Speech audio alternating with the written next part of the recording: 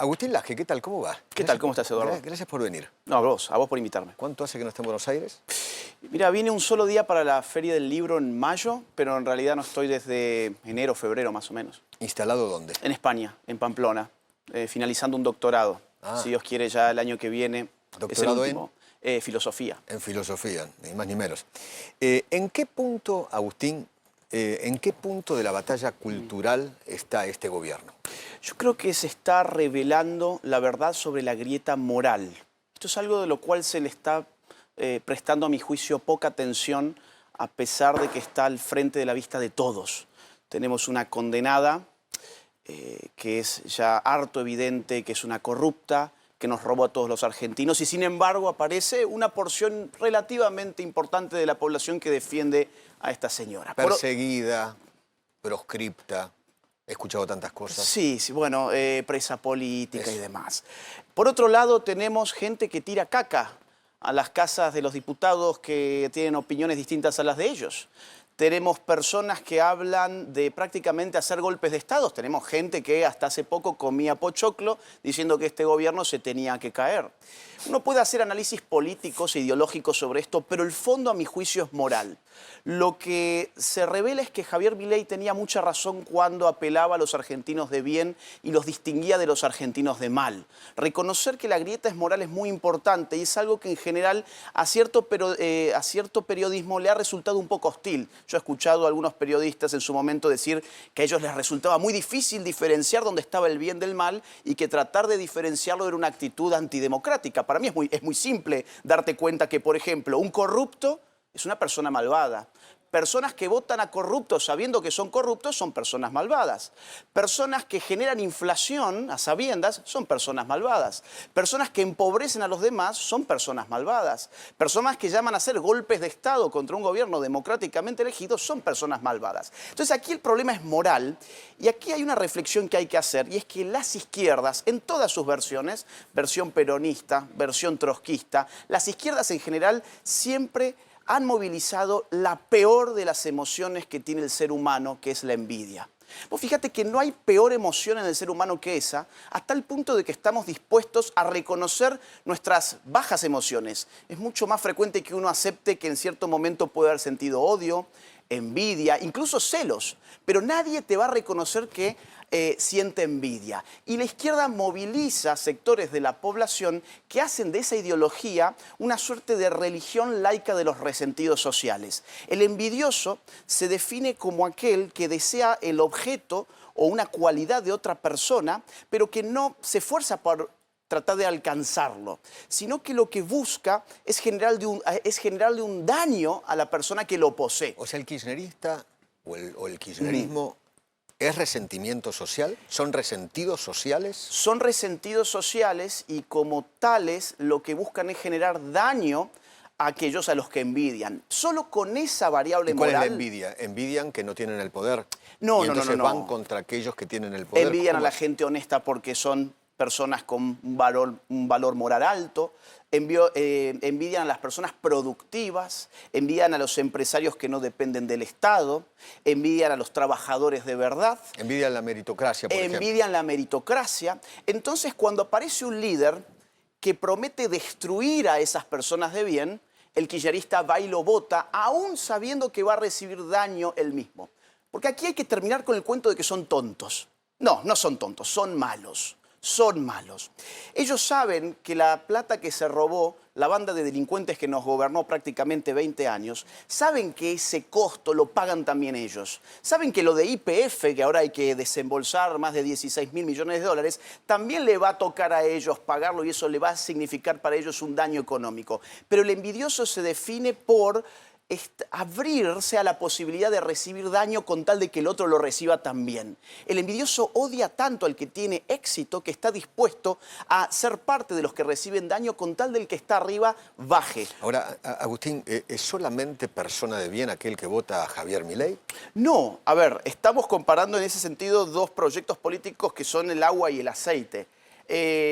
Persona de bien es una persona que vota, por ejemplo, a gente honesta, gente que no se robó un país, gente que no daña la propiedad privada de los demás. Aquí hay solamente 3 criterios, te diría yo: vida, libertad y propiedad. Es una persona de mal aquella que daña la vida, la propiedad o la libertad de los demás. Y yo creo que con ese criterio moral estaríamos de acuerdo todos. El problema es que a la hora de la práctica hay muchas personas que prefieren escoger a personas que se han dedicado durante 2 décadas a dañar la vida, la libertad y la propiedad de los demás. Ahora, Milei es una persona de bien. Sí, Es sin una dudas. persona de bien. Una persona de bien se enfrenta con todo el mundo, lo insulta, lo destrata de la manera que destrata. Mirá, hay un pasaje bíblico en el que Jesús se indigna y destrata a aquellos que hacían del templo de su padre un mercado. Hay otros que le llama víboras a sus adversarios. Incluso Pedro le corta, por ejemplo, la oreja a uno de los captores. A ver, ¿qué es lo que te quiero decir? Que incluso en lo que la civilización occidental reconoce, o parte de la civilización occidental reconoce como el Hijo de Dios, uno puede ver formas, digamos así, violentas, pero formas violentas contra el mal. Es decir, no está mal, a mi juicio, si después de 20 años has estado siendo azotado, destratado, te inventaron que te acostabas con tu hermana, te inventaron que hacías medium con tus perros, te hicieron la peor campaña, la más sucia de la historia. Bueno, y ahora nos vamos a quejar por un tuit, o nos vamos a quejar porque le diga, perdón, pelotudo al que nos metió en este quilombo con YPF. A ver, es lo mínimo que se le puede decir. No, bueno, que periomierdas, qué sé yo, digo, mandriles, mierdas, no sé, un montón de insultos a medio mundo, ¿no? La alternativa... Donde también los periodistas lo ligamos, ¿no?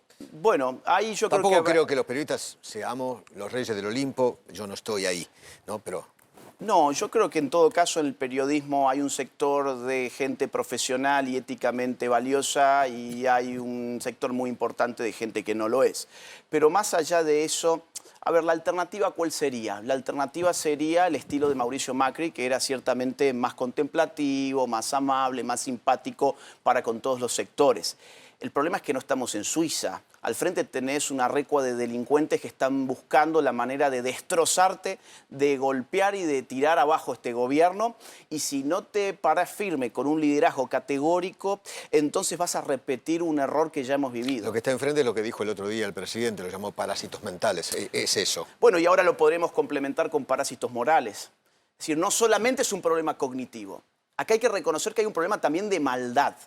Y lo hemos visto, la gente que decía, bueno, sí, es que Cristina robó, pero ¿qué me importa si les robó a los que están arriba?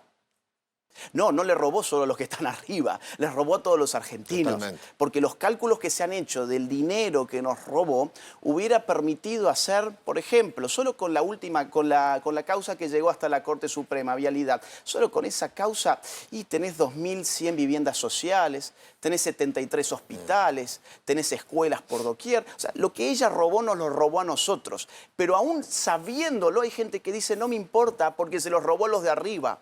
El socialismo, en general, sea peronista o sea trotskista, o sea de la línea que fuere, lo que aspira es a un igualitarismo atroz donde todos sean igualmente pobres, pero todos estén contentos porque les han bajado a la competencia. Cuba es su modelo, Venezuela es su modelo. Cada vez que te hablan de igualdad, a uno se tiene que echar a temblar. Bolivia con Evo, Correa, Ecuador con Correa. Ecuador, ¿no? Con Correa. Noriega, ¿no?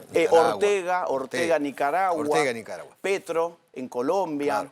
Es decir, Argentina se está convirtiendo en un faro político para las elecciones que vienen ahora y esta es también parte de la batalla cultural que es muy importante advertir. Acá al lado en Chile viene una batalla ahí tremenda, ¿no? Entre una comunista, porque es la comunista, ¿no? Exactamente. Y un hombre de extrema derecha, Katz. Bueno, ella fue ministra de Trabajo de Boric. Sí. Esto es muy interesante porque hay gente que dice, pero si no existe más el comunismo. Yo escuchaba gente que decía, Milei es un bruto porque habla de los comunistas y no existen más. Pero por favor, cruzando la cordillera tenés al Partido Comunista metido dentro del Ganó frente. la interna. Dentro de la izquierda ganó el comunismo la interna. Y ahora ganó la interna. Ahora, por derecha, vos en Chile vas a tener la opción de derecha, que es José Antonio Kast. Hay otra alternativa de derecha, que es el hermano de Axel Kaiser, Johannes Kaiser. Y después tenés un centro, Matei, Pero bueno, vamos a ver qué se dirime ahí. En todas partes, esto no es solo de Argentina, la política está cambiando en términos de polarización ideológica. La izquierda se va cada vez más a la izquierda y la derecha cada vez más a la derecha. Entonces, Argentina no es una excepción en eso. Y en Europa también se está dando eso, ¿no? Y Los en sectores más jóvenes tienden a ir hacia la derecha, ¿no? Los sectores más jóvenes... Usted que está en Europa... Y los sectores bajos también, es decir, económicamente las clases bajas y medias bajas están girando en todas partes a las derechas. El único clivaje sociológico que la izquierda mantiene bien consolidado es el sexo, las mujeres. Por eso a Spert le mandan a las mujeres a atacarlo, por ejemplo. Lo tratan de cagón. Ayer le gritaban cagón en la cara. Cagón por haber ido a la justicia. Exactamente. Vos fíjate cómo concibe el kirchnerismo de una manera totalmente incivilizada. Cagón, no te bancaste la caca en la puerta de tu casa ni las amenazas. ¿Y Sos cómo un se cagón. supone que uno tiene que dirimir Fuiste esto? a la justicia para que encarcelen a una mujer. Fíjate qué interesante. Entonces, ¿cómo lo dirimimos? Es decir, que Spert tiene que salir a agarrarse a las trompadas con la mujer que le echó la caca en la casa. O por otro lado, el caso de Cristina Kirchner. Es el mismo esquema. Cagones, me mandaron a la justicia y esto se dirime ¿en dónde? En la calle. Por eso todo su alegato fue yo gané elecciones políticas, yo soy representativa. Ella en ningún momento pudo probar de que era inocente. Su argumento fue político. Es decir, esta gente moralmente está dañada. Y vuelvo A mí al me inicio. va a absolver el pueblo. La historia, dijo. Claro, porque son populistas en el sentido de que ellos creen que todo está sujeto a votación. Incluso hacer el mal está sujeto a votación. Pero ya sabemos en dónde termina cuando hacer el mal se puede votar. A ver, el nazismo fue votado. La democracia no puede legitimarlo todo. No te puede legitimar un campo de concentración, pero tampoco te puede legitimar un latrocinio sistemático de una banda de delincuentes que destrozaron este país, que nos metieron en un proceso inflacionario impresionante del cual estamos saliendo ahora, que multiplicaron la pobreza hasta tener 7 de cada 10 niños sin comer todos los días. Es decir, eso es ser personas de mal. Vuelvo al inicio. Gracias, Agustín. No, gracias a vos.